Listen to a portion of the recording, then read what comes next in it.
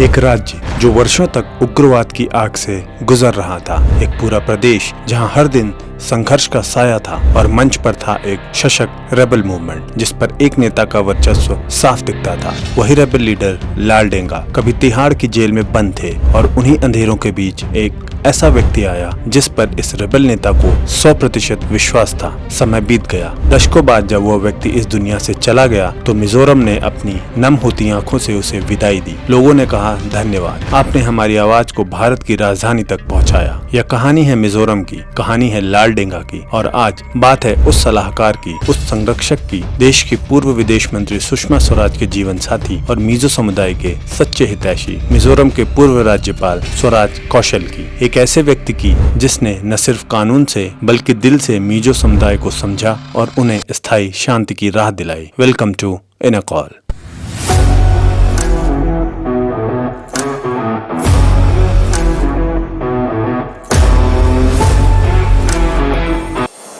मिजो उग्रवाद के बीच 1960 के दशक में पड़े जब 1959 की विनाशकारी मौतम अकाल के दौरान केंद्र सरकार की उदासीनता की व्यापक धारणा बनी। इसी उपेक्षा की भावना ने एमएनएफ की पूर्ण स्वतंत्रता की मांग को जन्म दिया और 1966 में सशस्त्र विद्रोह शुरू हुआ। 20 वर्षों तक अविश्वास की गहरी खाई बनी रही और अनेक प्रयासों के बावजूद समाधान नहीं निकला। यह लंबे चले संघर्ष ने स्पष्ट कर दिया कि केवल सैन्य या राजनीतिक उपाय कामयाब नहीं होंगे। समाधान का रास्ता तभी खुलेगा जब कोई ऐसा व्यक्ति हो जो दोनों पक्षों का विश्वास जीत सके और संवैधानिक भाषा में बातचीत को आगे बढ़ा सके।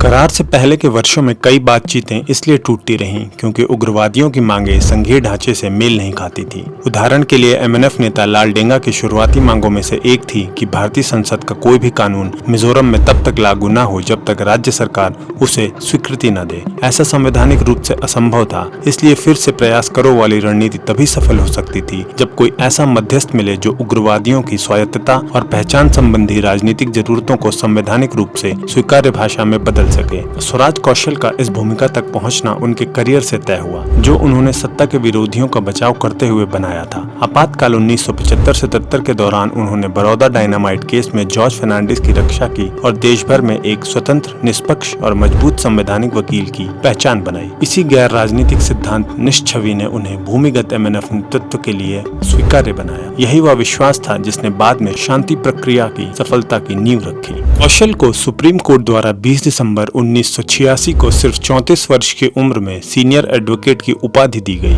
जिसने उनकी कानूनी प्रामाणिकता को बहुत मजबूत किया। इतनी कम उम्र में मिला यह दर्जा उन्हें स्वतंत्र और सक्षम संवैधानिक व्यक्ति के रूप में स्थापित करता था। इसके समानांतर एमएनएफ नेतृत्व के साथ उनका व्यक्तिगत संबंध उतना ही महत्वपूर्ण था। 1979 में जब लाल डेंगा तिहाड़ जेल में बंद थे, कौशल उनके कानूनी सलाहकार थे। एमएनएफ के पूर्व नेता और पूर्व मुख्यमंत्री जोरमथांगा ने स्वीकार किया कि कौशल सिर्फ वकील नहीं थे, उन्होंने लाल डेंगा की जमानत के लिए अपना पैसा भी खर्च किया। यह मानवीय विश्वास ही बाद में संवैधानिक बातचीत का आधार बना।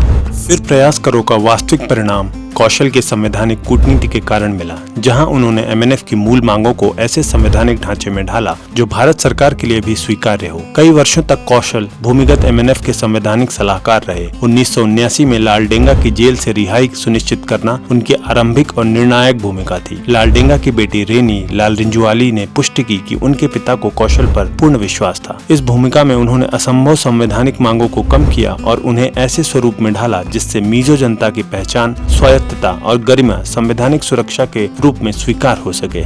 30 जून 1986 को हस्ताक्षरित मिजोरम शांति समझौते को तैयार करने में कौशल की भूमिका सिर्फ सलाहकार की नहीं थी। उन्होंने समझौते की शर्तें लिखने में केंद्रीय भूमिका निभाई। मिजोरम पूर्ण राज्य का दर्जा, विशेष श्रेणी राज्य सहायता, स्थानीय भाषाओं को आधिकारिक दर्जा देने का विकल्प, पुनर्वास और पुनर्स्थापन की व्यवस्थाएं। यह समझौता राजनीतिक नहीं बल्कि संवैधानिक दस्तावेज था, इसलिए यह 38 वर्षों बाद आज भी स्थिर है। समझौते के प्रमुख प्रावधानों में शामिल थे हथियार समर्पण व हिंसा का तत्कालन, एमएनएफ का भारतीय संविधान के अनुरूप राजनीतिक दल में रूपांतरण, पूर्ण राज्य का दर्जा, विशेष श्रेणी राज्य की आर्थिक सहायता, सांस्कृतिक और भाषाई सुरक्षा, भूमिगत कैडरों का पुनर्वास। इन्हीं सिद्धियों के कारण national socialist council of Nagaland (NSCNIM) ने 1998 में नागा शांति वार्ताओं के लिए कौशल को पहला आधिकारिक वार्ताकार चुना। कई शांति समझौते इसलिए असफल होते हैं क्योंकि उन्हें लागू करने करने वाली मशीनरी कमजोर होती है। कौशल इस चरण में भी निर्णायक रहे। 1987 में मिजोरम के पहले एडवोकेट जनरल के तौर पर कौशल की नियुक्ति हुई। यह वही व्यक्ति था जिसने समझौता लिखा। अब वही राज्य की पूरी कानूनी व्यवस्था स्थापित कर रहा था। इससे शांति प्रक्रिया को व्यवहारिक, प्रशासनिक और कानूनी स्थिरता मिली। 1987 से 1990 का दौर राजनीतिक अस्थिरता से भरा था। MNF सरकार गिरी, राष्ट्रपति शासन लगा और फिर कांग्रेस सत्ता में आई। लेकिन इस पूरे समय कौशल एडवोकेट जनरल बने रहे। इस निरंतरता ने जनता और पूर्व उग्रवादियों में विश्वास बनाए रखा कि समझौते की संवैधानिक गारंटी सुरक्षित है।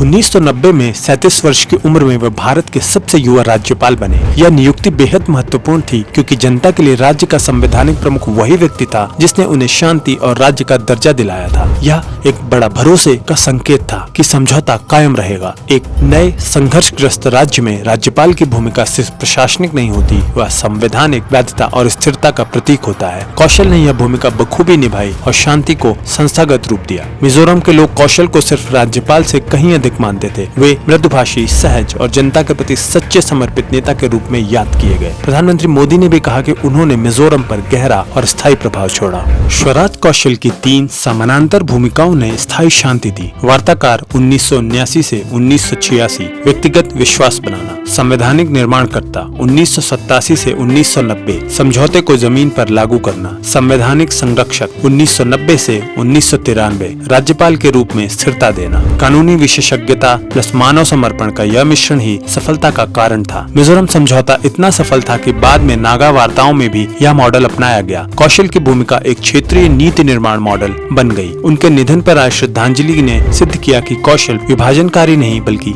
सबके नेता थे। Mizo, Naga, MNF, NSC, IM, BJP, Congress सभी ने उन्हें सम्मान दिया। मिजोरम का यह अनुभव बताता है कि शांति की राह तब बनती है जब कानूनी क्षमता, व्यक्तिगत विश्वास प्लस निरंतर संस्थागत नेतृत्व तीनों एक साथ काम करें। स्वराज कौशल का मॉडल भारत में संघर्ष समाधान का सबसे सफल, टिकाऊ और अनुकरणीय उदाहरण बन गया।